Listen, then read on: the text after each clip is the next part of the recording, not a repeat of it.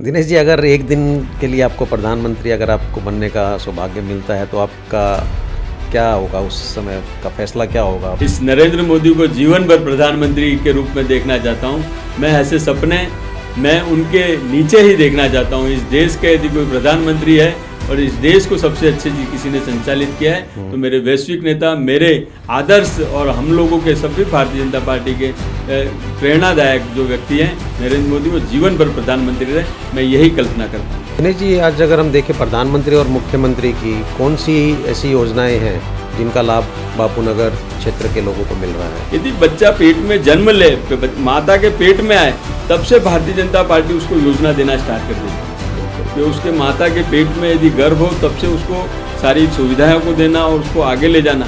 ऐसे अनेक योजनाओं के काम भारतीय जनता पार्टी के शासन में हो रहे हैं। दिनेश जी, आने वाले 5 सालों में बापूनगर को किस रूप में देखना चाहते हैं आप? मैं गर्व के साथ कहता हूं कि पहला ऑक्सीजन पार्क वो बापूनगर विधानसभा में बना है। आप उसको सर्च कर लीजिए। आजकल तो ऐसा जमाना है कि मैंने कहा और तुरंत आप उसको वेरीफाई कर सकते हो। बिल्कुल। 2 साल सीट एक ऐसी सीट थी जो बहुत विशेष रूप से वहाँ मुस्लिम बाहुल्य होने की वजह से भारतीय जनता पार्टी की ओर से वो सीट में अपनी डिपॉजिट बचाना भी मुश्किल था।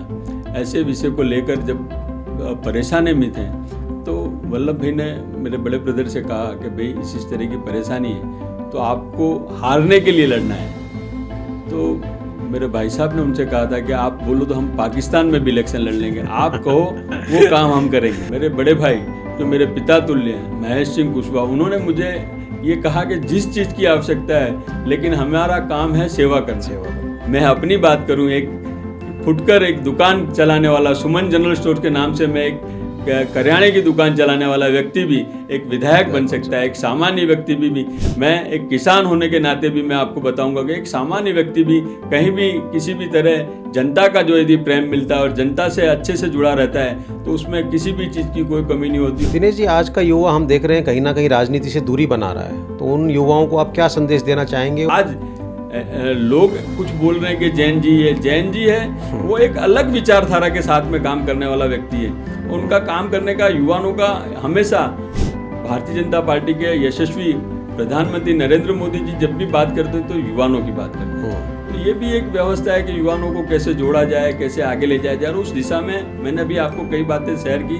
सारा काम हम कर चुके हैं। दिनेश जी, आपके जीवन का कोई एक ऐसा संघर्ष जिसने आपकी ज़िंदगी को, आपके व्यक्तित्व को पूरा बदल दिया हो, या आपको कहीं एक ऐसा क्षण जो आप हमारे दर्शकों के बीच साझा करना चाहें? 2002 में एक ऐसी घटना घटी कि जिससे सारा बिजनेस और सारे व्यवस्था को मतलब ले डूबा।